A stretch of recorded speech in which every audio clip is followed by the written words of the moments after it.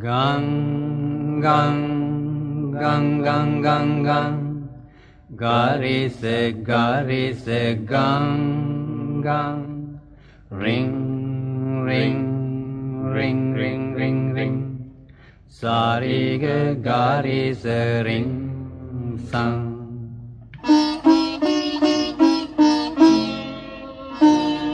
gang gang gang gang gang gang ගඟට නාමෙකි ගං ගං ring ring ring ring ring ring සීනු අඬයි ring ring ආයුබෝවන් අරුණාචලම් භෞතික විද්‍යා සිසිලස වෙත පැමිණි ඉරණම ලියන්නට විරිය වඩන ඔබ සාදරයෙන් පිළිගන්නවා. මේ අපගේ ස්ථಿತಿ විද්‍යුතයේ සිද්ධාන්ත පාඩම් මාලාවේ 9 වෙනි දිගහැරුමයි. මේ නැරඹීමට පෙර ගුරුත්වාකර්ෂණ ක්ෂේත්‍ර පාඩමත් ස්ථಿತಿ විද්‍යුතයේ මෙතෙක් පළ කළ සියලු වීඩියෝත් නරඹා සිටී. අද අපි මුලින්ම බලමු විභව අනුක්‍රමණය හා ක්ෂේත්‍ර තීව්‍රතාව. අපි දන්න ක්ෂේත්‍ර තීව්‍රතාව හා විභව අනුක්‍රමණය අතර සමගතාවය කුමක්ද කියා. ඉතින් ඒ සඳහා A හා B ලක්ෂ දෙකක් යම් E විද්‍යුත් ක්ෂේත්‍රයක් නියත විද්‍යුත් ක්ෂේත්‍රයක් පවතින ප්‍රදේශයක ඩෙල්ටා x පරතරයකින් පිහිටි A හා B ලක්ෂ දෙකක් සලකමු. A හා B ලක්ෂ අතර පරතරය ඩෙල්ටා x, ඒ වගේම A හා B ලක්ෂ අතර නියත විද්‍යුත් ක්ෂේත්‍ර තීව්‍රතාව E කියලා හිතමු. නියතයි විද්‍යුත් ක්ෂේත්‍ර තීව්‍රතාව A හා B අතර. ඉතින් දරුවනේ අපි හිතමු B වල ඉඳලා A වෙත ධන කූලෝම් එකක් ගෙන යන්න කළ යුතු කාර්ය ප්‍රමාණය. දැන් B වල අපි හිතමු ධන කූලෝම් එකක් තියාගෙන අපි ඉන්නවයි කියලා.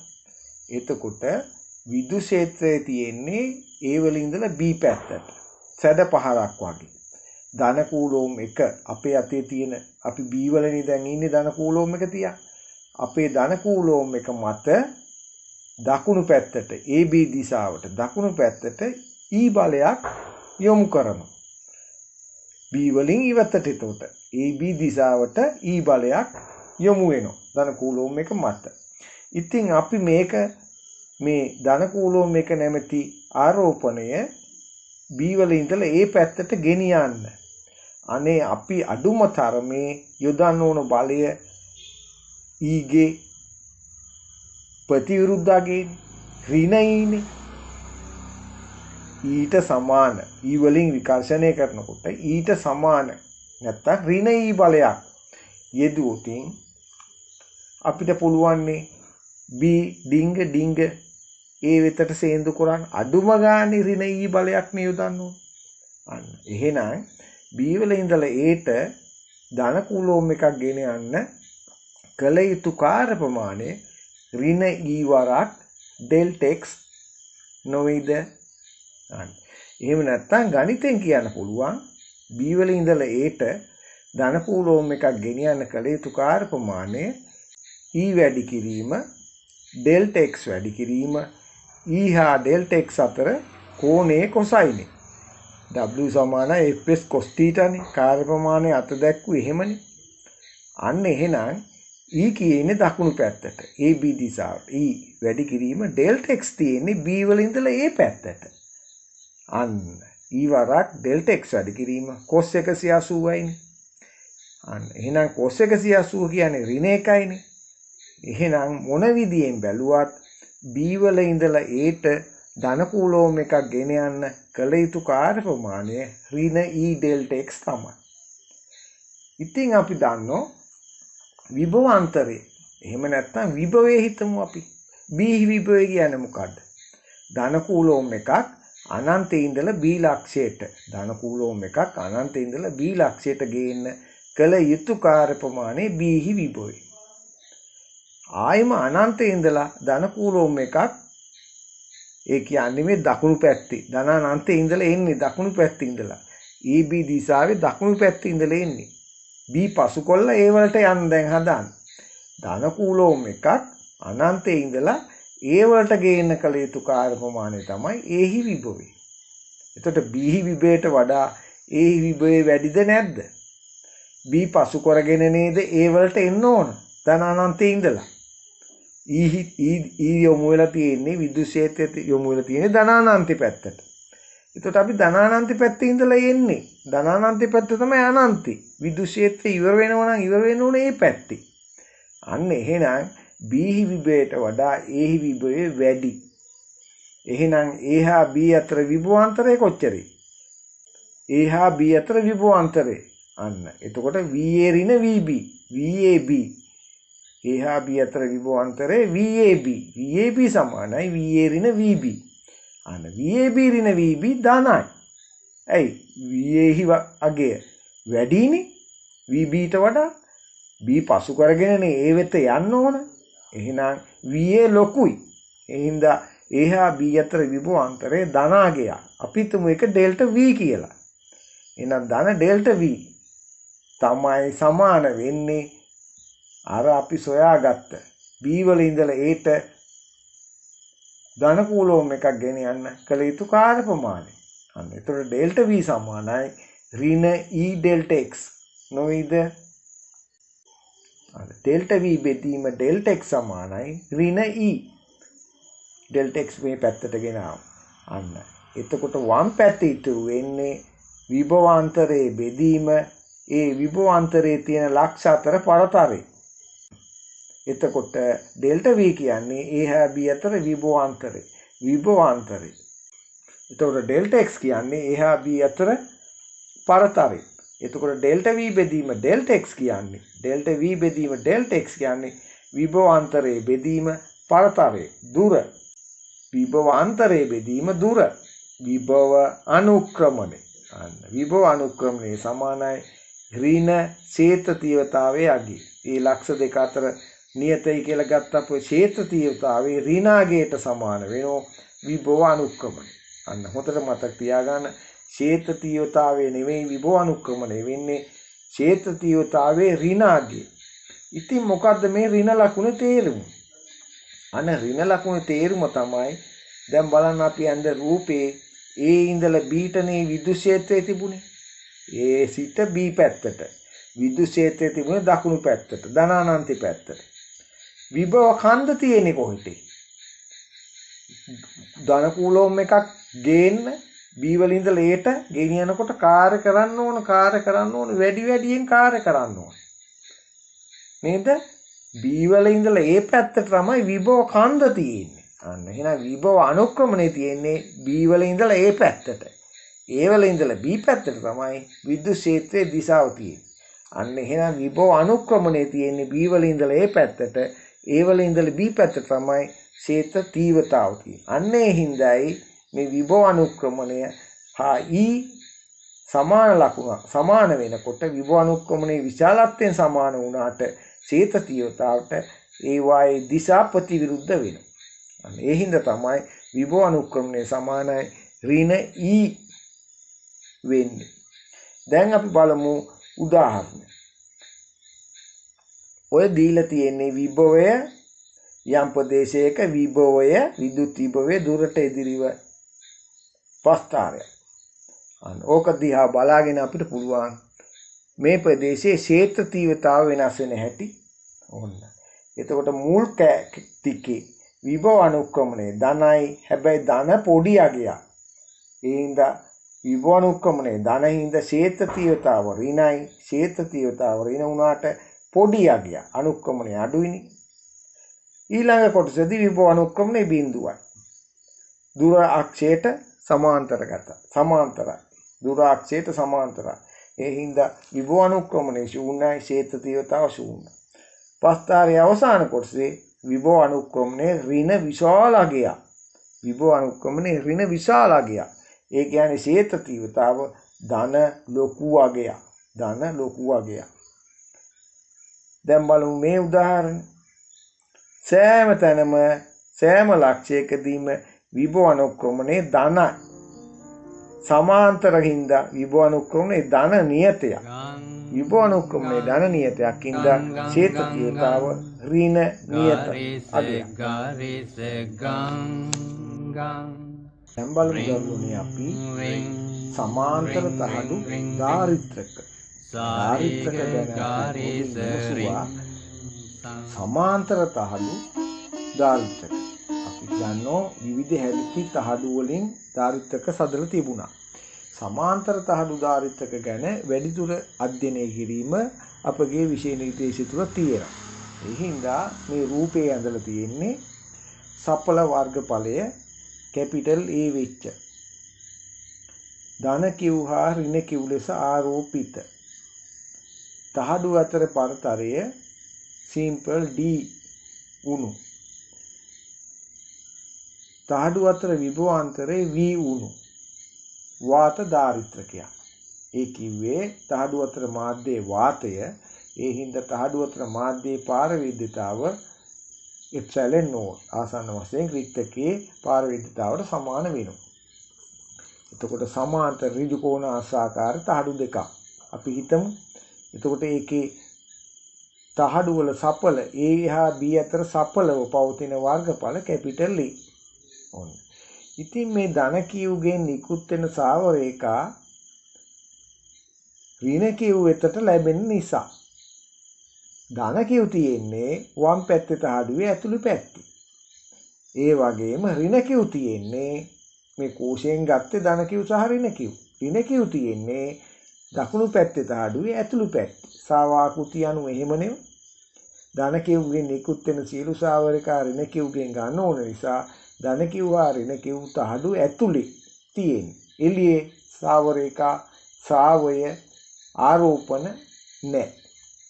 ඊට පස්සේ අයින් වල තුඩු සහිත බව හින්දා සාව රේඛා විකෘතියක් සාව රේඛා ඝනත්වයේ වැඩි වෙනවා. අපි ඒක නොසලකා ඇරියම අපිට පුළුවන් තහඩු අතර සාව රේඛා අඳින්න. අන්න එතකොට ඒකාකාර විද්‍යුත් ක්ෂේත්‍රයක් ලැබෙනවා. තහඩු අතර විතරක් අපි සැලකුවම ආන්ත ලක්ෂවල ආරෝපණ පැතිරීම නොසලකා හැරියම ආන්ත ලක්ෂවල අයින් වල සාව රේඛා විකෘතිය නොසලකා හැරියම අන්න ඔය තහඩු ඇතුලේ අභ්‍යන්තරයේ සඵල වර්ගඵලය තුල ඒකාකාරව ආරෝපණ විහිදිලා තියෙනවා කියලා හිතන්න පුළුවන්. එතකොට අපිට ඒකාකාර විද්‍යුත් ක්ෂේත්‍රයක් ඇතුලේ තහඩු අතර ඇති වෙනවා කියලා සලකන්න පුළුවන්. එහෙම සැලකුවම ඒ යගේ ඒ විද්‍යුත් ක්ෂේත්‍රයේ E ඉතින් අපි දැන් ඉගෙන ගත්තා තහඩු අතර විභවාන්තරයේ V තහඩු අතර පරතරයේ D. ඒ හින්දා තහඩු අතර විභව අනුක්‍රමණය මොකක්ද? තහඩු අතර විභව අනුක්‍රමණය V යට D. එහෙනම් විභව අනුක්‍රමණය V යට D සමානයි ක්ෂේත්‍රීයතාවේනේ විශාලත්වය. එහෙනම් තහඩු අතර විද්‍යුත් ක්ෂේත්‍රයේ ක්ෂේත්‍රීයතාවයේ විශාලත්වය V යට D.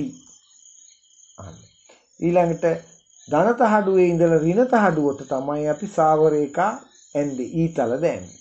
එහෙනම් විද්‍යුත් ක්ෂේත්‍රයේ දිශාව ධන කූලෝම් එකක් මත බලය තියෙන්නේ. එතකොට ධන තහඩුවේ ඉඳලා ඍණ තහඩුව පැත්තට.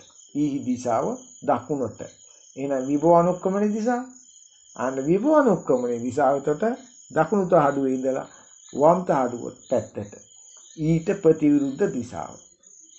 ඊළඟට අර Q සහ ධන Q සහ ඍණ Q තහඩු ඇතුලේ ඒ වර්ගඵලයේ සඵල වර්ගඵලයේ තුල රැඳිලා තියෙන හින්දා තහඩු වල පුෂ්ටිකාරෝපණ ඝනත්ව සිග්මා තහඩු වල පුෂ්ටිකාරෝපණ ඝනත්ව සිග්මා සමානයි Q බෙදීම A Q බෙදීම A ඒකීය වර්ගඵලයක තියෙන ආරෝපණය පුෂ්ටික ආරෝපණ ඝනත්වය සිග්මා සමානයි Q බෙදීම A කියලා කියන්නත් පුළුවන්. ඔන්න ඊට පස්සේ අපි බලමු මේ තහඩුවක් අපි ධන තහඩුව වට කරමු සංයුත ගෞසියන් පුස්තකයකින්. ධන තහඩුව වට කරලා ඒ කිව්වේ ධන තහඩුව දැන් තහඩුව ඍජු කෝණාශ්‍රාකාර නම් ඒ සමමිතියෙම තියෙන සංයුත ගෞසියන් පුස්තය ඝනකාභාකාර වෙන්න ඕනේ. ඍජු කෝණාශ්‍රයක් වට කරන්න පුළුවන් ඝන රූපේ සංයුත ඝන රූපේ ඝනකාභයක්නේ. අන්න ඒ හින්දා වම් තහඩුව අපි ඝනකාභයකින් වට කරා. එතකොට ඒ ඝනකාභී බලන්න හොඳට උඩයි පතුලයි පියෙනි. සාවර එක කැපෙන්නේ වම් පැත්තේ කැපෙන්නේ වම් පැත්තේ එළිය තියෙන තහඩුවයි එළිය ආරෝපණ නැහැනේ.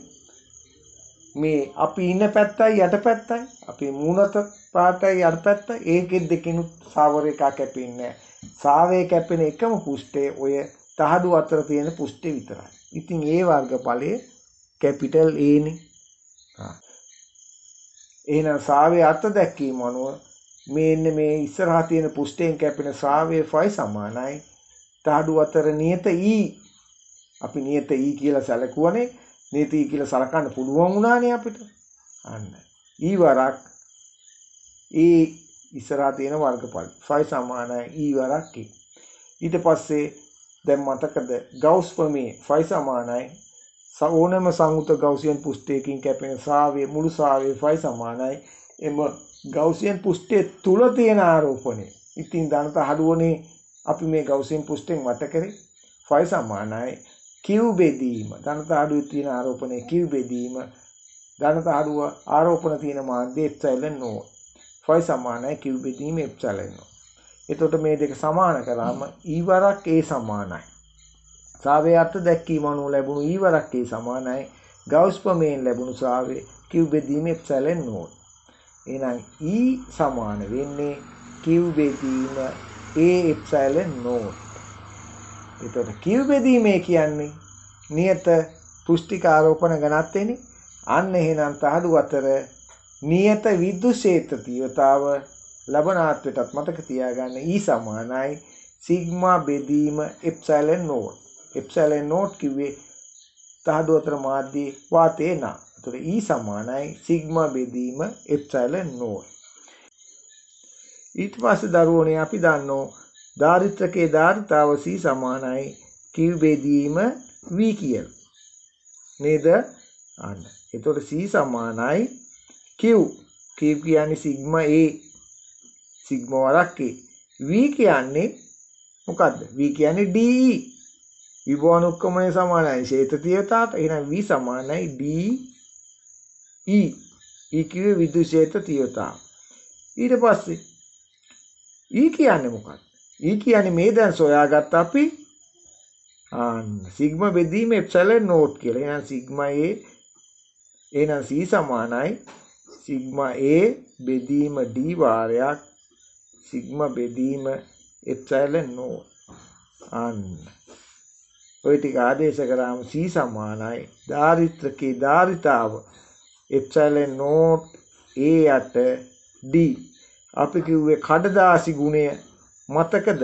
ධාරිත්‍රකයක කඩදාසි ගුණයක් තමයි ධාරිතාව කියලා කිව්වේ. ධාරණාව කියලා කිව්වේ. බලන්න තහඩුව අතර මාධ්‍යයේ පාරවේද්‍යතාව අනුව තමයි ධාරණාව වෙනස් වෙන්නේ.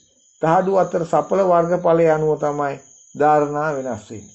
තහඩුව අතර ඝනකම පරතරය අනුව තමයි ධාරණාව වෙනස් වෙන්නේ. අතට පරතරය ගොඩාක් අඩු කරාම ධාරණාව වැඩි කරගන්න පුළුවන්. සඵල වර්ගඵලයේ වැඩි තහඩු දෙකක් භාවිතා කරාම ධාරණාව වැඩි කරගන්න පුළුවන්. එතකොට මේ තහඩු අතරට මැටි කඩදාසි වගේ පරිපාරක නැත්නම් පාර විද්‍යුත් ගුණේ වැඩි ද්‍රව්‍යයක් පිරෙව්වම නේද? පරිවාරක ගුණේ වැඩි. ඒ කියන්නේ සාපේක්ෂ පාරවේද්‍යතාව වැඩි. අපි දන්නෝ රික්තකේ වාතය තමයි අවම පාරවේද්‍යතාව තියෙන්නේ. එන එප්සයිලන් නෝට් වෙනුවට පාරවේද්‍යතාව වැඩි. පාර විද්‍යුත් ද්‍රව්‍යයක් ඇතුල් කරොත් ධාරිතාව වැඩි කර ගන්න පුළුවන්. රන්නට නාමකේ රන් රන් රන් රන් රන් රන් රන් රන් දුවනු දුවනු රන් රන්. දැන් බලමු දරුවනේ අපි පාර විද්‍යුත් නියතය නැත්නම් සාපේක්ෂ පාරවේද්‍යතාවය සඳහා අගයක් ලබා ගැනීමට.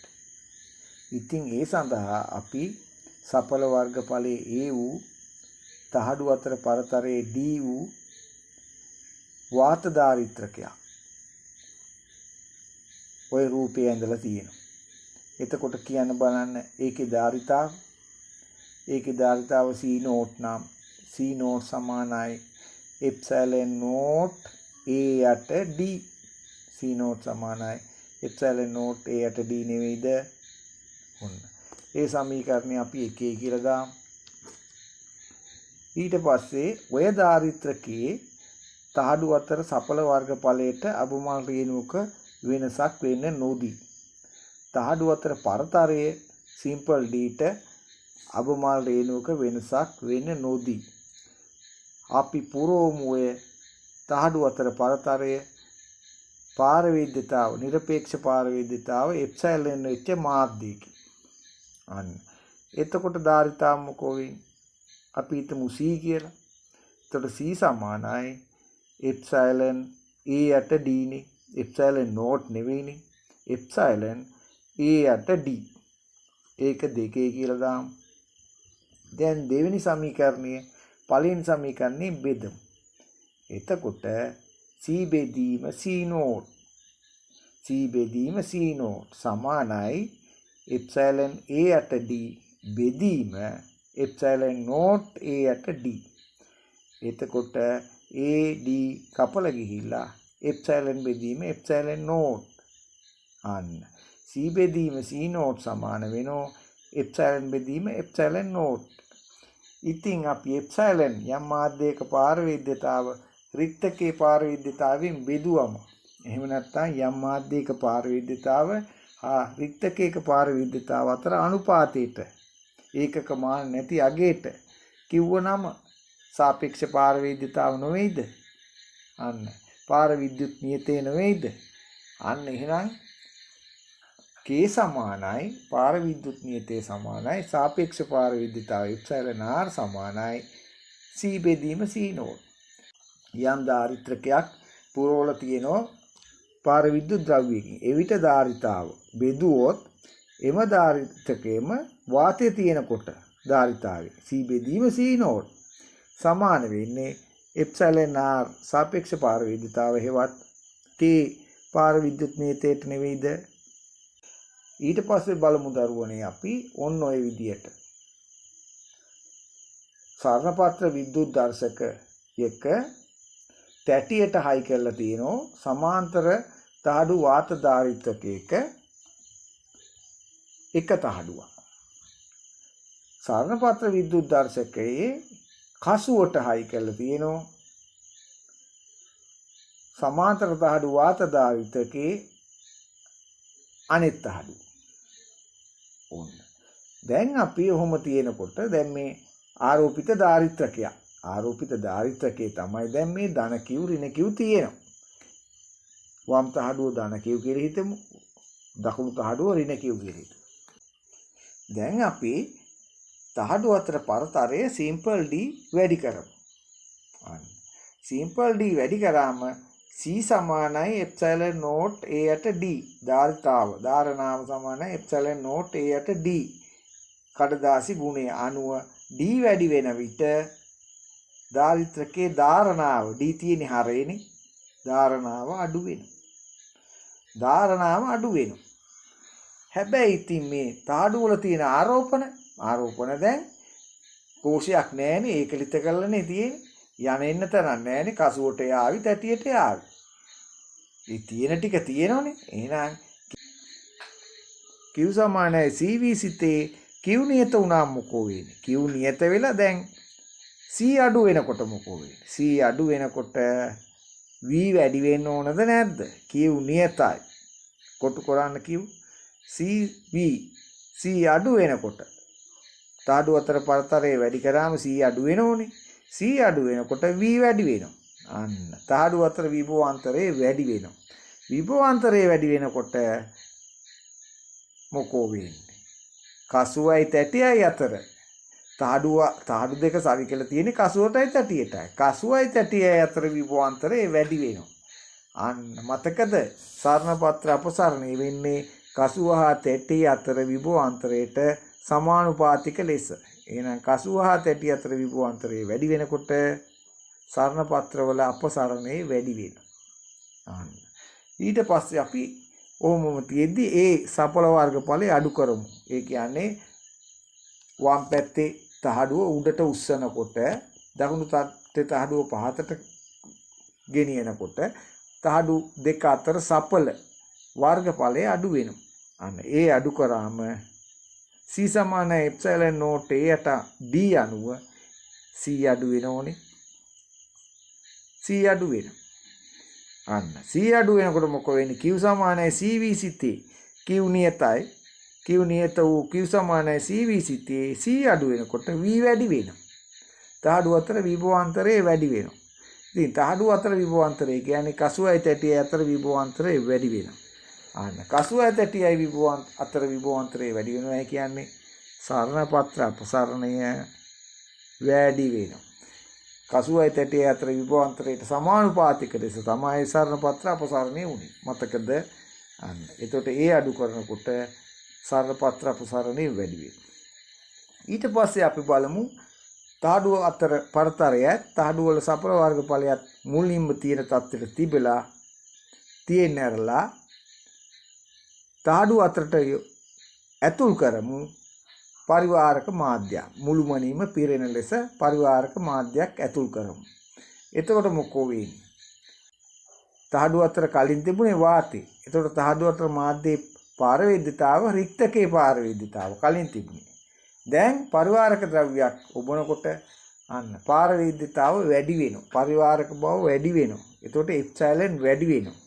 අන්න C සමානයි එප්සයිලන් නෝට් Aට D. C සමානයි එප්සයිලන් නෝට් Aට D අනුව එප්සයිලන් වැඩි වෙනකොට C වැඩි වෙනවා. ධාරිතාව වැඩි වෙනවා. ධාරිතාව වැඩි වෙනකොට Q සමානයි CV සිතේ Q නියතයි. Q නියත වූ Q සමානයි CV සිතේ C වැඩි වෙනකොට V අඩු වෙනවා. V කිව්වේ තහඩු අතර විභවාන්තරය අඩු වෙනවා. තහඩු අතර විභවාන්තරය කියන්නේ මොකක්ද? තහඩු අතර විභවාන්තරය කියන්නේ තැටියයි කසුවයි අතර විභවාන්තරය. තැටියයි කසුවයි අතර විභවාන්තරය අඩු වෙනවා කියන්නේ ඊට සමානුපාතික ලෙස අපසරණය වන සරණපත්‍ර අපසරණය අඩු වෙනවා. නේද? Sing, sing, sing, sing, sing, sing. Gayanu, sing. දැන් අපි ආරෝපිත ධාරිතකයකට ආරෝපිත සමාන්තර තහඩු ධාරිතකයක තහඩු වලට සමාන්තරගතව සන්නායක ඊතා තුනි සන්නායක හැබැයි තුනි තහඩුවක් ඇතුල් කරමු. ඕනේ රූපي දැක්කෙන විදියට ධන කිව් ආරෝපිත සන්නායක තහඩුවට x දුරින් තහඩු වලට සමාන්තරව සන්නායක තහඩුව ඇතුල් කළා. එතකොට ඒ තහඩුවයි ධන කිව් ආරෝපිත තහඩුවයි අතර දුර d. ඒ තහඩුවයි දකුණු පැත්තේ ඍණ කිව් ආරෝපිත තහඩුවයි අතර දුර d ඍණ x. සපල වර්ගඵලය කාගෙත් එතකොට a. දැන් අපි ධන කිව්ගෙන් නිකුත් උනායි කියලා හිතමු සාවරේක. ධන කිව් සමවිභව පුෂ්ඨයට ලම්බක වෙන සාවරේක මේ ඇතුල් කරා වූ සන්නායක තහඩුවටත් ඒක සමාන්තරවනේ ඇතුල් කරලා තියෙන්නේ. එතකොට ලම්බකව ඇතුල් වෙනවා. එතකොට ධන කිව්ගෙන් 10ක් සාවරේකා නිකුත් වුණා නම් ඒ 10ම මෙන්න මේ ඇතුල් කරා වූ සන්නායක තහඩුවට කපන්න වෙනවා. ඒ සාවරේකා ටික සේරම කපන්න වෙනවා. එතකොට ඒ ඇතුල් කර තහඩුවේ වම් පැත්තේ ඍණ කිව් පේරණය වෙනවා. එතකොට ඇතුල් කර තහඩුවේ දකුණු පැත්තේ ධන කිව් පේරණය වෙනවා. එතකොට ඇතුල් කර තහඩුවේ දකුණු පැත්තෙන් එළියට අර ආපු සාවරේකා ගණනම එළියට දමන්න වෙනවා. එතකොට ඒ සාවරේකා ටික සේරම ඍණ කිව් තහඩුව විසින් ධාරිත්‍රකේ ඍණ කිව් තහඩුව විසින් කපන්න වෙනවා. එතකොට බලන්න දරුවනේ මේ තහඩුව ඇතුල් කිරීමට පෙර සාවරේකා ආකෘතියේ අබමල් රේණුවක වෙනසක් මේක ඇතුල් කරාට පස්සේ වෙනස් වෙනවයි. සාවරේකා ආකෘතිය වෙනස් වුණාද පොඩ්ඩක්වත්? අන්න සාවරේකා ආකෘතිය වෙනස් වුණේ නැහැ. සාවරේකා ව්‍යුහය වෙනස් වුණේ නැහැ. සාවේ වෙනස් වුණේ නැහැ. එහෙනම් තහඩුව අතර විද්‍යුත් ක්ෂේත්‍ර තීව්‍රතාව කිසිදු වෙනසක් වෙන්නේ නැහැ. අන්න ඒක හොඳට මතක තියාගන්න පුළුවන්. සාවරේකා ඇඳ ගමන් ඒකේනෝ සාවරේඛාවල වෙනසක් වුණේ නැහැ. ඒ කියන්නේ E වෙනස් වුණේ නැහැ. දැන් බලමු අපි ධාරිත්‍රකයේ ධාරිතාවට මොකද වෙන්නේ කියලා. එතකොට දැන් ධාරිත්‍රකය ධාරිත්‍රක දෙකකට වෙන් වෙනවා. ශ්‍රේණිගත ධාරිත්‍රක දෙකකට වෙන් කරන්න පුළුවන් අපිට. සඵල වර්ගඵලය මේ හැමෝගෙම එකයි. සඵල වර්ගඵලය ඒ. මාධ්‍යයේ පාරවේද්‍යතාවත් එප්සයිලන් නෝට්ම තමයි. හැබැයි පුතෝ එක තහඩුව එක ධාරිත්‍රකයක තහඩුව අතර පරතරය x අනිත් ධාරිත්‍රකයේ තහඩුව අතර පරතරය d ඍණ x. ඒ විතරක් නෙවෙයි මේ දෙන්න ඉන්නේ දැන් ශ්‍රේණිගතව. දැන් බලමු අපි මේ ශ්‍රේණිගත සංයුක්තයේ සමක ධාරිතාව කොච්චරද කියලා. අපි ඒක 100 කියලා හිතුවොත් 1ට c සමානයි 1ට පළවෙනි එක්කෙනාගේ ධාරිතාව. අන්න 1ට එප්සයිලන් නෝට් a යට x දාන 1ට එප්සයිලන් නෝට් a යට d ඍණ x. ඉතින් 1ට හින්දා x උඩට එනවා x බෙදීම එප්සයිලන් නෝට් a දාන d ඍණ x බෙදීම එප්සයිලන් නෝට් a. එතකොට පොදු හරය ගත්තම එප්සයිලන් නෝට් a උඩට එනවා x දාන d ඍණ x. දාන x ට ඍණ x කපල යනවා. එතකොට 1ට c සමානයි d බෙදීම එප්සයිලන් නෝට් a. එහෙනම් c සමානයි එප්සයිලන් නෝට් a යට d. අන්න එහෙනම් c කලින් අගේම නෙවෙයිද? කලින් අගේ අබුමල් රේණුවක වෙනසක් වෙලාද? නැහැ. එහෙනම් හොඳට මතක තියාගන්න තුනී සන්නායක තහඩුවක් ධාරිත්‍රකයක සමාන්තර තහඩු ධාරිත්‍රකයක තහඩු වලට සමාන්තරවම ඇතුල් කරාම C අබමල් රේණුවක වෙනසක් වෙන්නේ නැහැ. ධාරිතාවයේ කිසිදු වෙනසක් සිදු වෙන්නේ නැහැ. තහඩු අතර විද්‍යුත් ක්ෂේත්‍ර තීව්‍රතාවයේ විද්‍යුත් ක්ෂේත්‍රයට කිසිදු වෙනසක් වෙන්නේ නැහැ. දැන් අපි හිතමු දරුවනේ තුනී තහඩුවක් නෙවෙයි මේ සමාන්තරව ඇතුල් කරන්නේ තුනී තහඩුවක් නෙවෙයි. කැපිටල් D ඝන කැමැති සන්නායක තහඩුවක්. D ඝන කැමැති සන්නායක තහඩුවක් ඇතුල් කරනවා. අපි හිතමු මේ ධන කිව් ආරෝපිත වම් පැත්තේ තියෙන ධන කිව් ආරෝපිත තහඩුවට x දුරින් සිම්පල් x දුරකින් කැපිටල් D ඝන කැමැති සන්නායක තහඩුව ඇතුල් කරයි කියලා. එතකොට තහඩුව අතර පරතරයේ සිම්පල් D අර කලින් ධාරිත්‍රකයේම ආරෝපිත ධන කිව් ඍණ කිව් ලෙස ආරෝපිත සඵල වර්ගඵලයේ වෙච්ච තහඩුව අතර පරතරයේ සිම්පල් D වෙච්ච ධාරිත්‍රකයට එක ඇතුල් කරේ තහඩුව වලට සමාන්තරව කැපිටල් D ඝනකම ඇති කැපිටල් D ඝනකම ඇති සන්නායක කුට්ටියක්. තහඩුවක් නෙවෙයි කුට්ටියක් දැන්. එතකොට මොකෝ වෙන්නේ? ඔන්න ධන කිව්ගෙන් නිකුත් වෙච්ච සාවරේඛා සමවිභව ධන කිව්ට තහඩුවට ලම්බකව පිට වෙච්ච සාවරේඛා අර D ඝනකම ඇති කුට්ටිය විසින් ලම්බකව කපනවද නැද්ද? ඇයි ඒත් සමාන්තරවනේ ඇතුල් කරේ. එතකොට ඒ D ඝනකම ඇති සන්නායක කුට්ටියේ වම් පැත්තේ ඍණ Q පේරණය වෙනවද නැද්ද?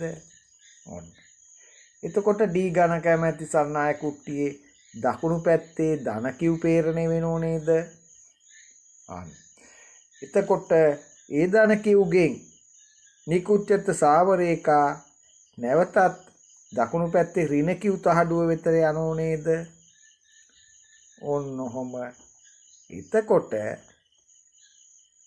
තහඩු දෙකේ අතර විද්‍යුත් ක්ෂේත්‍රයේ ඔය ඝනකන් තහඩුවට වම් පැසින් ඝනකන් තහඩුව D ඝන කැමති ඝනකන් තහඩුවට වම් පැසින් ක්ෂේත්‍ර තීව්‍රතාව E සාවරේඛා ආකෘතිය වෙනසක් වුන්නේ නැහැනේ. ක්ෂේත්‍ර තීව්‍රතාව E වෙනසක් වෙන්නේ නැහැ.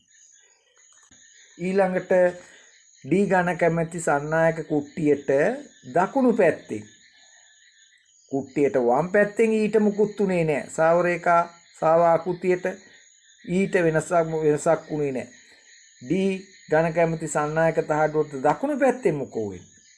ඒකෙත් සාවරේඛා ආකෘතියට අබමල් රේණුවක වෙනසක් උන්නේ නැහැ. එහෙනම් සාව රේඛා වෙනස්ුන්නේ නැහැ. E වෙනස්ුනේ නැහැ. E ඒ කලින් තිබිච්ච විද්‍යුත් ක්ෂේත්‍ර තීව්‍රතාවම දෙපැත්තේ තියෙන. එතකොට මේ සානායක කුට්ටිය තුල සානායක කුට්ටිය තුල පැරඩේ දැක්ක මොකද්ද? ආරෝපණ රඳන්නේ නැහැ. සානායක කුට්ටිය තුල ආරෝපණ නැහැ. ආරෝපණ රඳන්නේ සානායකයක බාහිර පෘෂ්ඨයේ පමණයි. එතකොට පැරඩේගේ නිරීක්ෂණය අනුව සානායක කුට්ටිය තුල ආරෝපණ නැහැ. ආරෝපණ නැත්තම් සාව රේඛා නැහැ. සාව රේඛා නැත්තම් ශ්‍රාවය නැහැ. අන්න ශ්‍රාවේ නැහැ. ශ්‍රාවේ නැතුණාම මොකෝ වෙන්නේ? ෆයි සමාන ඊවරක් යනු. ශ්‍රාවේ ෆයි බිඳුව වුණු ගමන් විද්‍යුත් ක්ෂේත්‍රයක් නැහැ. අන්න. ඒතකොට D ඝනකම ඇති සන්නායක කුට්ටිය තුල විද්‍යුත් ක්ෂේත්‍රයක් නැහැ. E විද්‍යුත් ක්ෂේත්‍ර තීව්‍රතාව බිඳුවක්. එහෙම නැත්නම් අපිට ගවුස්ගේ ආකෘතිය අනුව තව විදියකට කල්පනා කරන්න පුළුවන්. මේ ධන කිව්ගේ නිකුත් වෙච්ච සාව රේඛා දිගටම අඳින්න මේ D ඝනකම ඇති සාන්නායක කුට්ටියත් පසාරු කරගෙන යන මනක් කල්පිත රේඛා අඳින දිගටෝ ධන කිව් සිට ඍණ කිව්ට දිගටම අඳිනවා. ඔන්න ධන කිව්ගෙන් පටන් අරන් ඍණ කිව්ගෙන් ඒව අවසන් වෙනවා. දැන් බලන්න මේ D ඝනකමැති සාන්නායක කුට්ටිය වම් පැත්තේ මුහුණතින් සාව රේඛා ගත්තනේ. ධන කිව්ගෙන් නිකුත් වෙච්ච සේරම සාව රේඛා ගත්තනේ. එහෙනම් ඒ පැත්තේ ඍණ කිව් පේරණය වෙන්න ඕන.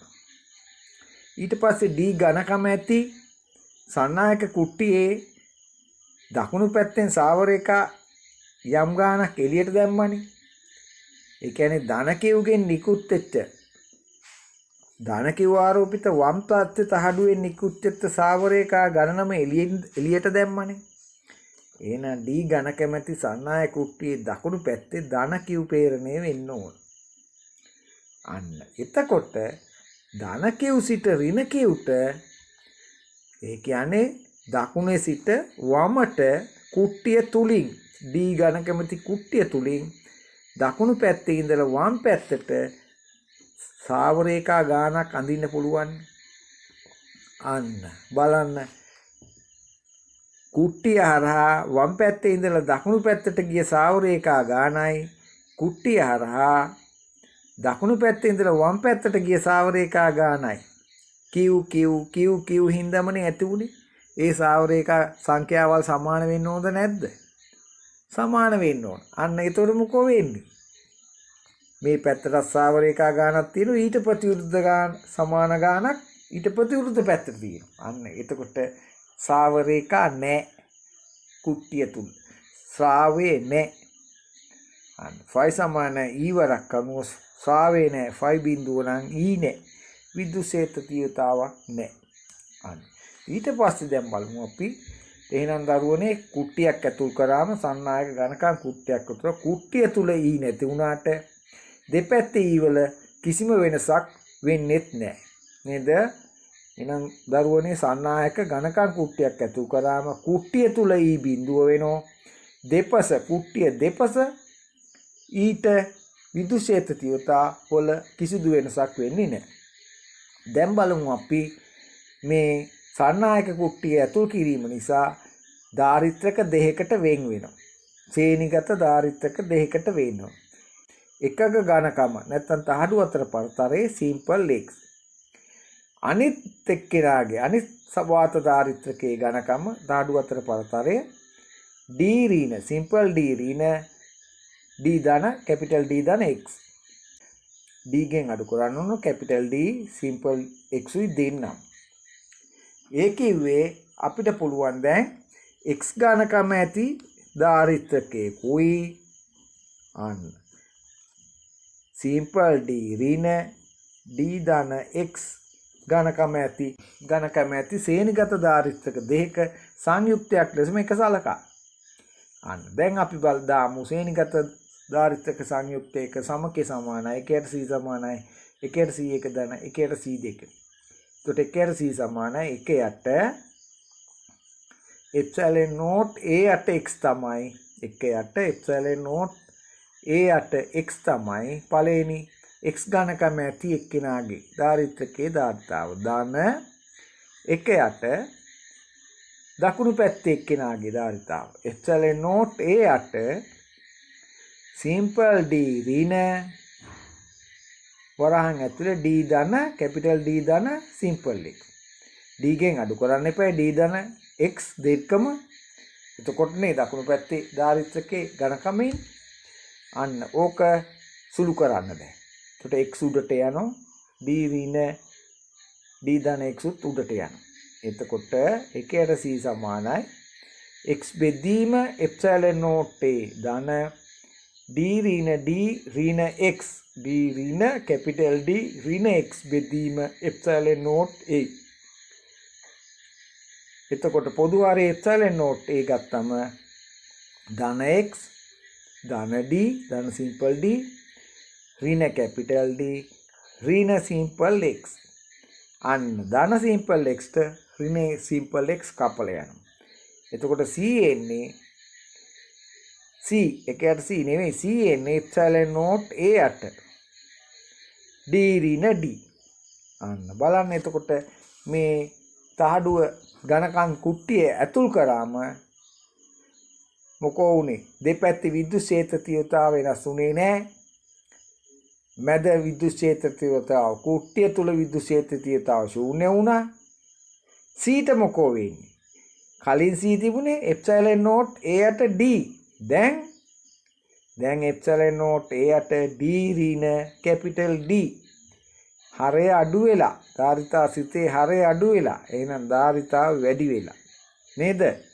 අන්න අපිට මතක තියාගන්න ඕන කාරණා තමයි එතකොට ධාරිතාව වැඩි වෙලා.